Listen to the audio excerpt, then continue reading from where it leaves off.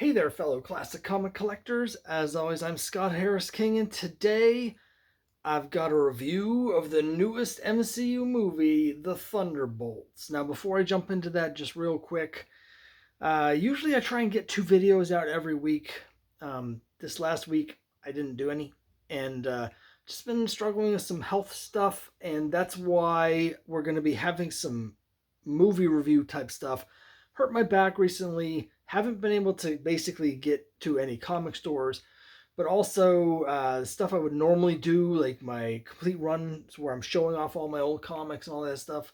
I can't actually lift any of the boxes or even the piles of comics. So the good news is I've had lots of time to watch stuff, and I was able to get out to see Thunderbolts. We've got a movie theater that's just like 2.5 miles from our house, a little local place. Had to stand for the entire movie, but got to see that. So the next couple of videos, next week we're going to be having another movie review of something that I watched here at home. And then I have my live stream for the end of my Kickstarter. That's Friday.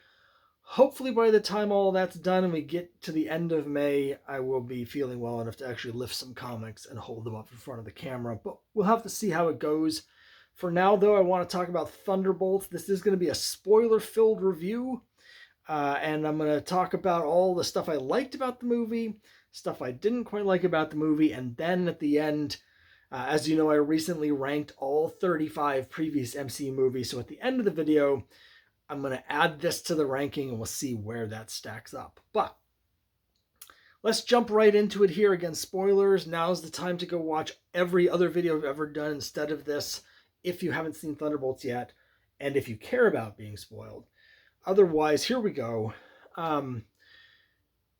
Short version, it was good. Longer, medium-sized version, it was pretty good. Not great. Still had some flaws, which I'll get to later. But I think this is a step in the right direction for Marvel, for the MCU. I think it is stronger than a lot of the Phase 4 movies. Hopefully we're going to see more along these lines. Here's the things that I really liked about it. First of all, Florence Pugh as Yelena Belova, great character. This is the third project she's been in, 2 movies now, plus the Hawkeye TV series. And she's been sort of fantastic. Scene stealer and everything she's been in before, and she's basically the main character of Thunderbolts. She has the main sort of character arc, an emotional arc. She's the center of the movie, and she's fantastic. So that's great.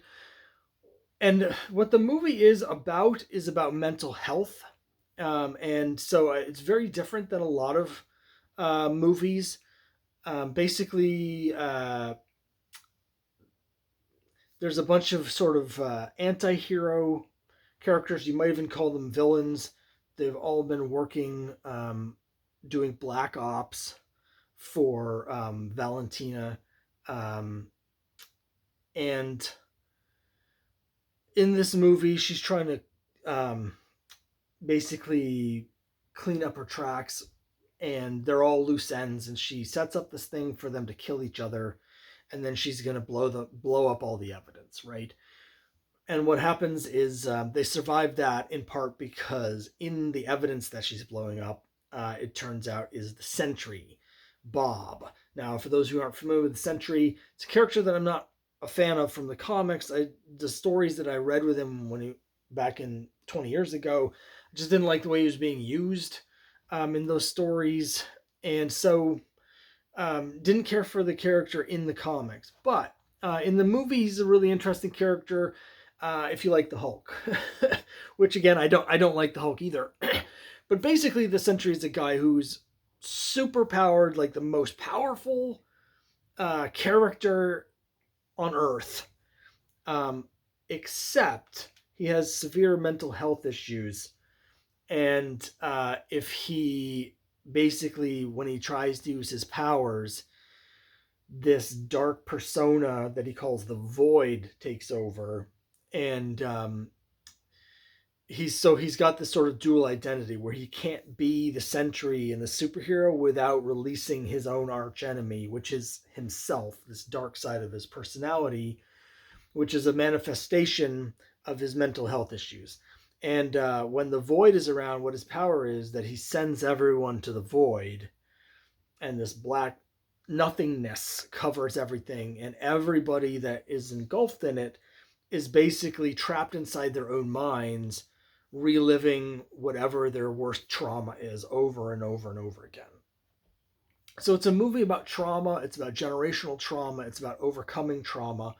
And over the course of the story, all the characters sort of, we see stuff about their traumatic pasts, things they regret, what led them to where they are, because they're all in sort of bad places. That's how they ended up in this position to begin with. And then they sort of come together, Fast and the Furious style as a family, and help Bob um, overcome the void. And what I really like about the end of the movie is it's basically about how you can't beat everything with violence, because violence just begets more violence. And so the only way to sort of stop the void is by stopping the violence. In this case, the violence that's ruminating, that he's repeating over and over in his head, just going over the trauma again and again in his own head. And they're able to sort of bring him out of that. And when they do, the void disappears, and the world is saved. So I really like that. It's a really compelling um, take on sort of mental health, and really, the main characters again in this, it's Yelena, it's Bob, but also Yelena's father, adopted father, the Red Guardian, is in it as well. And so there's a lot about her relationship with him. And it was very effective. As someone who's had a lot of mental health issues in the past, been, through years and years of therapy, I could see the metaphor that they were doing, and the therapy speak, and I understood what they were doing, and I appreciated it a lot. I really liked it. So overall, I think it was an effective movie and had a lot of fun. It doesn't sound like it had a lot of fun. One complaint that I've had with a lot of recent MCU movies, going back even to Phase 3 or earlier, is the MCU sort of got in this sort of quippy, jokey, like every movie's got to have a Peter Parker sort of jokiness, and instead of sort of being a relief from the seriousness, it got to the point where it was undercutting the seriousness of almost every movie. In this case, you do need to have that relief because the subject matter is so heavy, but it feels much more organic because of the character of Red Guardian, who's basically the comic relief, but also sort of part of the main relationship structure. And so he adds a lot of really needed comic relief to it. So it was a lot more fun than I'm making it sound. And I also appreciate that it wasn't too long. So I'm not exactly sure what the runtime is, but it was under 2 hours from when the movie started to when the final credits started. So if you're getting these in under 2 hours, you get a thumbs up from me. So overall, I would give it probably a 7 out of 10, because the core of the movie was really good. Now here's the part where I tell you all the stuff that I didn't like in it, and there's quite a bit of it. The core of the movie was really good, but first of all, it takes a long time to get there. So the whole first act is kind of drawn out. It's a little scattered. It's all over the place, and it's kind of tedious. Again, some of the character stuff with Yelena, yes, but all the stuff setting them up where they end up, fighting each other and all of this stuff. There's quite a lot of the setup. Once they get to the part where the different characters, which is Yelena and Ghost from the Ant-Man movies, and John Walker, U.S. agent from Captain America. I mean, yeah, Captain America. Sorry, Falcon and the Winter Soldier.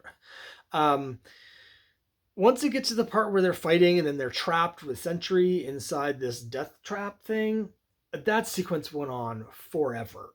And it wasn't really till they got out of there, till like the action sequence where they finally get out, that the movie started really sort of gaining some momentum, both on a character level and plot level. And that's like almost a third of the way into the movie. It's like 40 minutes of the setup stuff that's just really dragged out.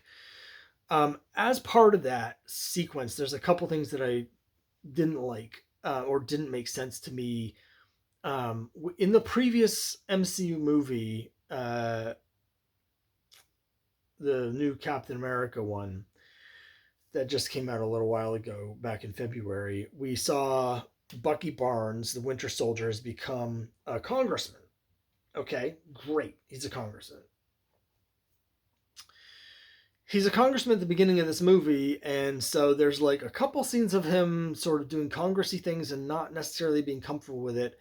And then he just becomes a vigilante again, and dot dot dot the end. It was unclear to me why they ever even set him up to be a congressman in the last movie, because they immediately ditched that status quo. If he's still a congressman while also being a superhero, don't know how that works. Maybe it's possible, but they never address it. And so it's like they set up a new status quo in the previous movie and then immediately ditch it in this one. Something that the MCU has done before, but it's always jarring when they do it, because it's like the two hands don't know what the left hand doesn't know what the right hand's doing in the MCU, and it just feels weird. And so Bucky's involvement in the whole movie as a result felt weird, and it should have felt, I think, more natural, because if you've read the comic Thunderbolts, there comes a point in there where the supervillains want to reform and try and become actual heroes. And so Hawkeye, a character who started off as a villain in the comics, misunderstood, and was believed to be a villain, and then became an Avenger, he takes over as leader of the Thunderbolts to help try and reform them. That's clearly what Bucky's role in the team is supposed to be, is that they have all of these morally compromised sort of villains, really, and that they're trying to do the right thing. Bucky is the one who has been through that arc himself already in the MCU, and so he's supposed to be the one that leads the way to show them how to be heroes and reform. But we don't actually get to see that, in part because the movie ends when we're just meeting the team. And then I'll get to several problems that I have with the post-credit scene, but one of them is that there's immediately a 14-month time jump for reasons that escape me. And so whatever ramifications would be happening in those years, we don't see any of them. And so and we don't really see any growth in the team, honestly, between then and the post-credit scene. And so it feels kind of like they looked at the comics, they saw the role for the character. Bucky makes sense in that role as this sort of leader who helped them reform, but they skipped the whole section that happens in the comics where they go through the process of reforming. And if they're not going to show that stuff, Bucky is pointless in the movie. More pointless in the movie were two other things that really bothered me. One really bothered me, and the other was sort of I don't understand. And the first I don't understand is the ghost. The ghost in the movie is fine. I mean, she's fine. She has a different power set than the others, so that's kind of interesting in that sense. And it helps tie up a little bit of a loose end from Ant-Man 2, because we had never seen what happened to her after that. So, okay, we checked that box off. But one huge missed opportunity that I don't understand why they didn't do this is we see Bob as the Void send people into their trauma, and it comes in the shape of them sort of being stuck in these rooms in this sort of like mind house where they're replaying this trauma over and over. And we see Elena have to go through this particular a couple different traumas because she manages to move from one to the next. She eventually gets out of one trauma and goes through 2 or 3 other ones. So we see quite a bit of her past. We also see John Walker. We see a traumatic flashback thing for him as well. One of the things that he's ruminating on that is playing over and over in his head. And they don't show us Winter Soldier or Red Guardian, but Winter Soldier we've seen in all the previous movies. We don't need to see that. And Red Guardian we kind of have gotten as well in the previous movies. We know what his issues are.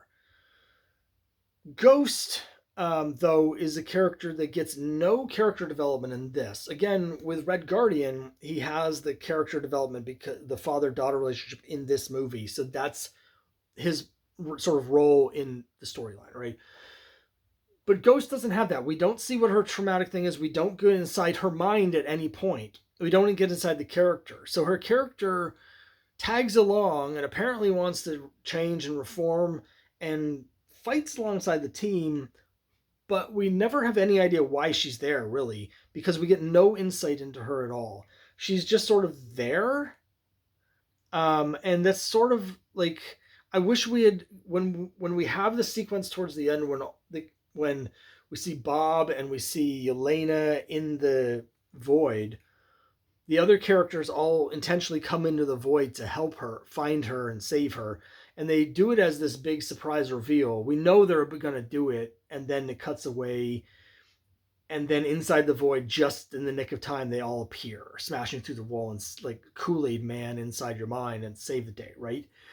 But I think it would have been a lot more effective to just forget that little reveal, surprise reveal where they save it, and actually see what happens to all of the characters when they go in the void. I want to see all of the characters, but particularly Ghost. What is like? What's the character development? What's the arc? There's no arc for Ghost because we have no idea who she is. The role of that Ghost plays plot wise and character wise in this movie could literally have been any character. Any character could have done all the exact same stuff. It didn't matter at all who the character was, and that's a problem. That's a problem for me. The other characters, again, all made sense from one reason or another, or they gave them a reason to make sense, like John Walker, because we see in his mind. But Ghost, there's absolutely nothing. So to me, that was a head scratcher. I don't know why they did that. The thing that really irritated me was that at the beginning, there's another character there, which is Taskmaster, who we saw in Black Widow. And Taskmaster gets killed right at the beginning of the movie. And I had several things that I didn't like about this. First of all, I have a problem when we're supposed to be rooting for characters, but they're all amoral murderers. I don't know if that scene was devised to show us that Ghost and John Walker, just like Yelena, are also amoral murderers, and they all basically have no regard for human life and couldn't care less about anything, and they're fine just murdering everybody. But it makes it hard to root for them. I know that's supposed to be the arc of the movie. We're already rooting for Yelena because we're in her mindset, and she's not the one that kills Taskmaster. But it makes it kind of hard because it's just like they just murder this character, and they murder several people. Yelena murders a bunch of people earlier on. And we're just supposed to be like, we don't care about everyone being murdered because the character we're following, the antagonist, must be the good guy because we're following them. And I hate that in modern movies and TV shows, the idea that because we're following the character, they're the hero and we're just going to give them a pass for everything. But more specifically, it really poops all over the Black Widow movie because in that movie, the whole backstory with Taskmaster is that Natasha was trying to shut down the Red Room to keep other girls from being used and abused and twisted into these murderers. And so she thought she'd blown it up, but in the explosion, it seriously injured the daughter of the guy running the Red Room. And then she thought she had killed this little girl as collateral damage of this, and it had haunted her. We find out at the end that actually she survived, but she had serious brain injury, and so her father turned her into a killing machine and used like implants in her brain to just program her to be a mindless killing machine. Literally programmed her. And at the end of the movie, they are able to sort of undo that a little bit, and we see that actually she's still a person. And that's kind of the point of the movie. Is like the Black Widow movie is, it's all about trauma, but it's specifically about violence towards girls and women and stuff like that. And we end with this thing where this horrible thing that's happened to Taskmaster, we have this glimmer of hope that she can be helped, and that she can get a redemption arc and become more than this killing thing that she was created. And then at the beginning of this movie, she's still an assassin, and she gets shot in the face before she even has any lines of dialogue, and then they just make jokes about her being dead and then forget about the character. That like completely undermines a lot of what Black Widow is supposed to be about, and it really bothered me. It bothered me and also irritated me because again, it's like one hand's not paying attention to what the other hand is doing.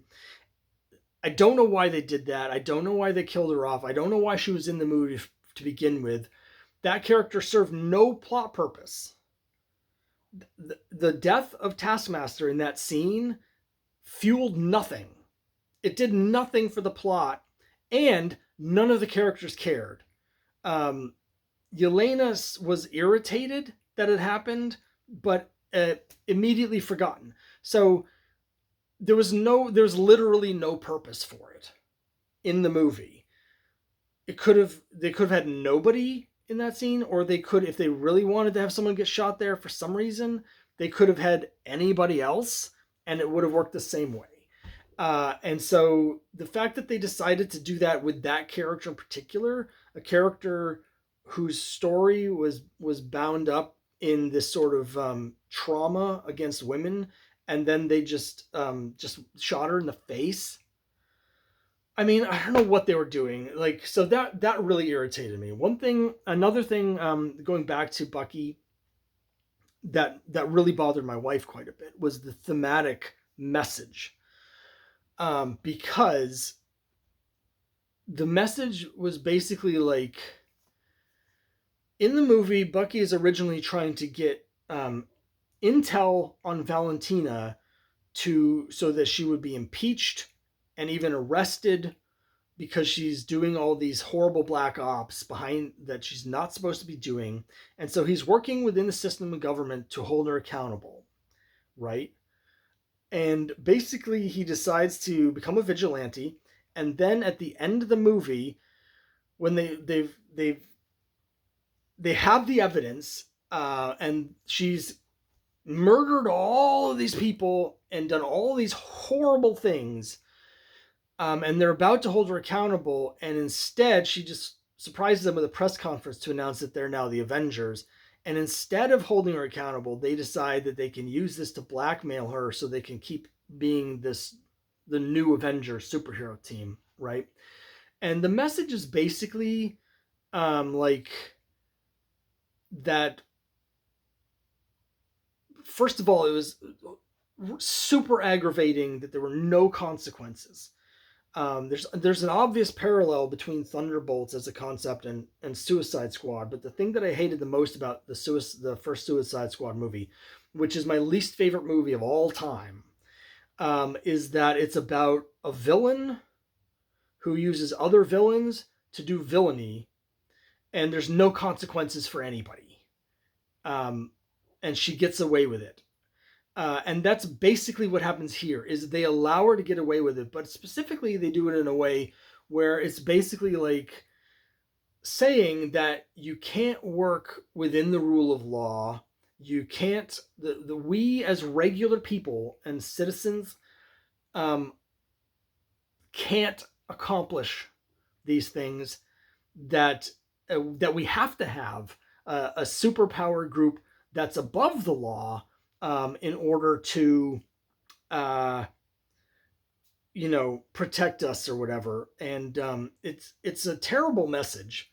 Again, it's very similar to what happens in Suicide Squad, where we have a team of villains whose mission is to stop the bad guy who is created by the other villain, right? So it's exactly the same, because in the Suicide Squad movie, the Enchantress was unleashed because of Amanda Waller, and so she has the Suicide Squad stop them at all costs.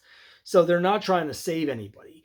In this movie, at least they're trying to save people, but it's the same exact thing where we have Valentina working as the government agent, creates the supervillain, and then the other villains have to stop him. So same plot, and it's just a terrible message more in terms of morals, but it's also a terrible message in terms of democracy. It's a bad thing for the MCU sort of to be saying, which is basically like that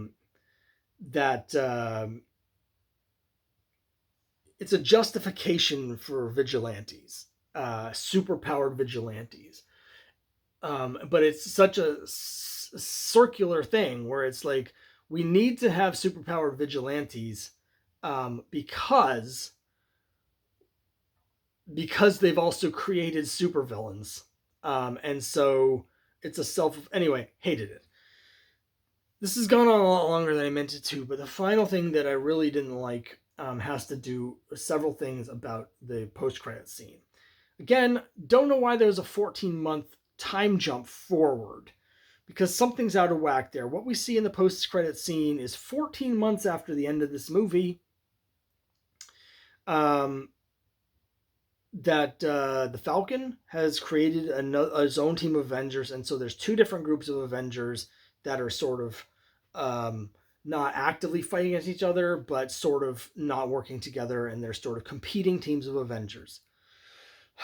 But also we see that the Fantastic Four have come through a dimensional rift, right? So apparently that's going to happen after the Fantastic Four movie.